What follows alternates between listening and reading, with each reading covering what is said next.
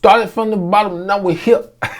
So as creators, we always get sucked into just constantly creating content with very, very rarely looking back at where we came from and just kind of some of the things that we used to do that we don't do anymore. So I thought it'd be a fun idea to just dive straight into my first wedding film. So let's just review that. Let's look at that right now. Let me just hit play. Let's watch it. Here we go.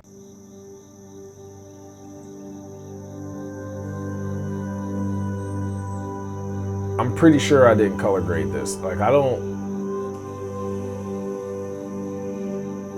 was a decent shot. Why is her skin so pale? Wow, wow.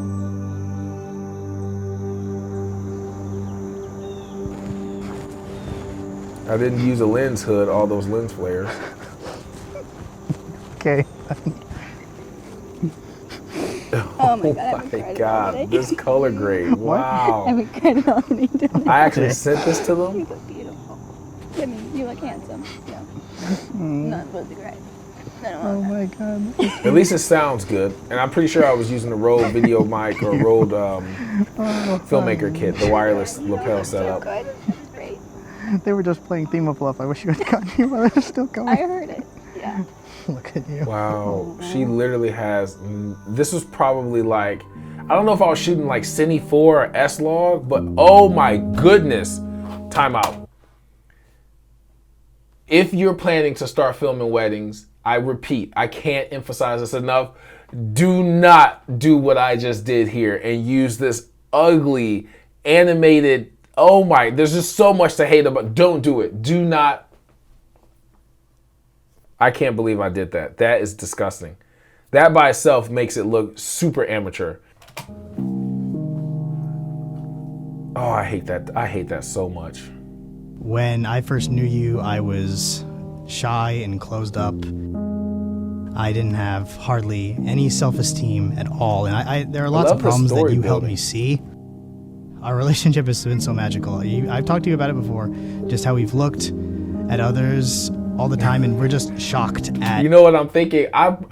This wedding, when I was filming it, I actually brought my NTG3, a C-stand or a mic stand, and I literally recorded interviews outside the venue, like out in the corner somewhere. I had like a 30-foot XLR cable. Like I didn't have a short version, so I just had like 15, 20 feet of just dangling cable, and it was just, oh my goodness, I can't believe I did that. How much they gush about how we are together and how we have it figured out or something. I needed to color grade this a lot better. Isn't this what everybody wants? Isn't this what's in all the romantic movies and the stories? Just this practically get it right the first time, practically perfect for each other thing. So why is everybody so surprised when it actually happens? And I guess I just had to realize that, you know, it's what everybody wants, but it's still actually really hard to get. I really like what he said. I feel like building it up with his audio works really well. And I still do that. I just feel like I do it a lot better now, better music, but I definitely think that has always been my style. We're finally doing it. I just can't handle all this ugly green and like there's look at that, there's no color grade. Look at her skin. This is a day that there's absolutely no color in this image at all. And that's not even in focus. Good feelings about everyone who's come together to support us, and most importantly, what today means to us. Okay, I'm done. I can't. Let's skip ahead. Let's look at the reception. Goals. Wow, this is like a raw clip. This isn't even color graded. His blue. There's just no life in any of this. I can't believe I sent this to them. Our dreams. Ashley and Jack, if y'all are watching this, I apologize. On this day, wow, and all the days to come. Look at that. You may kiss the bride. I'm pretty sure that was an old Nikon clip there.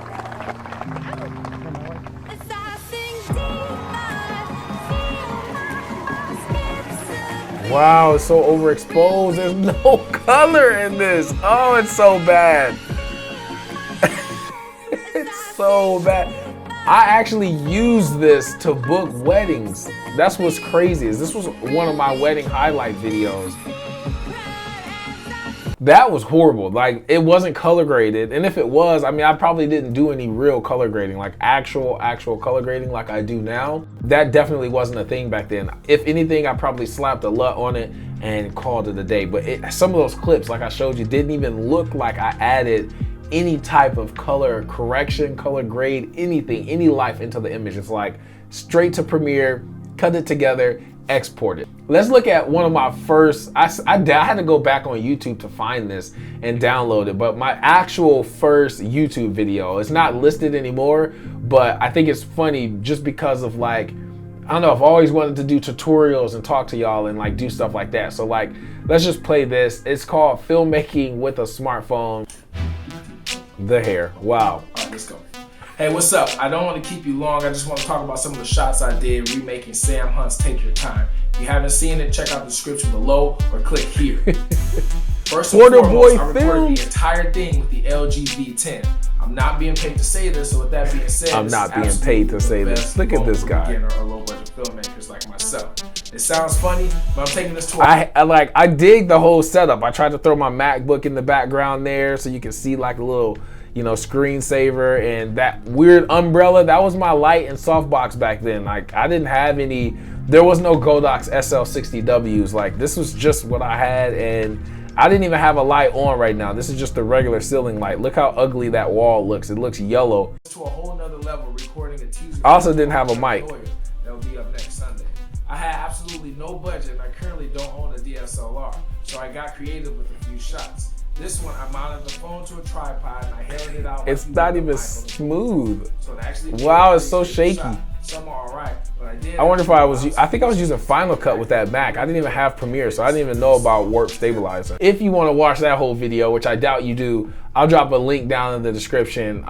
It's unlisted on my YouTube channel, but you click that link, you'll be able to watch it. That's one of the first ones. That's the original Justin Porter Media, but I guess I was going by Porter Boy Films. Porter Boy Films. Oh, yeah. Growing up, time out. That green screen. Whoa. Porter Boy Films. Wait a minute. Why is he so small? And there's clearly the green screen key in the line around. I mean, I give myself an A for effort, but like, why is he so small? Like my dad, because he basically. It's not even focused. He's like blurry. As a kid, I bounced around from town to town. I had a single mother.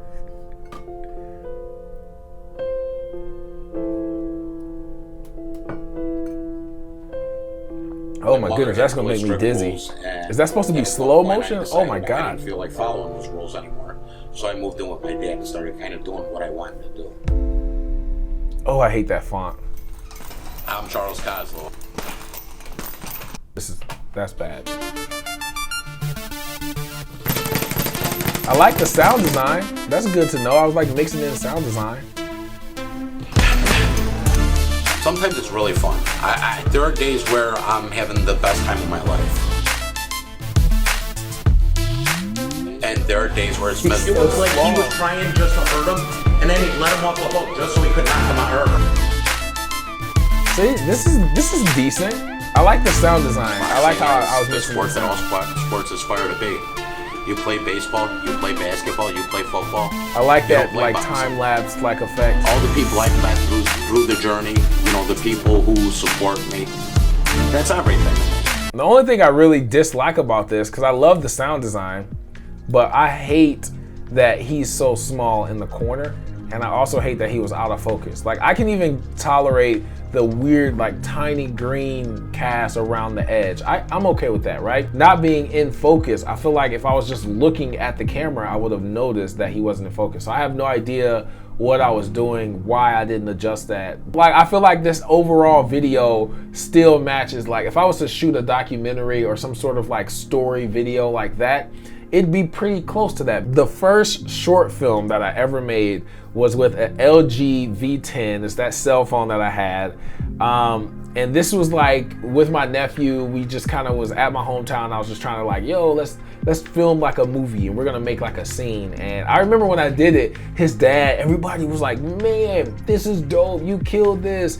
but I haven't watched it, no lie, in at least 4 years. Like, it's been since we made this video that I really haven't watched it. A mental condition characterized by delusions of persecution, unwarranted jealousy, or exaggerated self-importance, typically elaborated into an organized system. It may be an aspect of chronic personality disorder, of drug is that a color abuse, grade or on of a there? serious I can't condition tell such if I as was graded. schizophrenia in which the person loses touch with reality.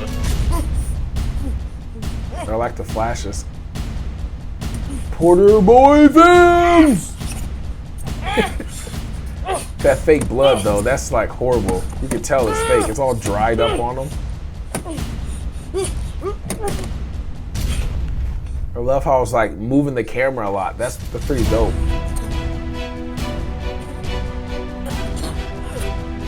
That font. What am I doing with that 3D?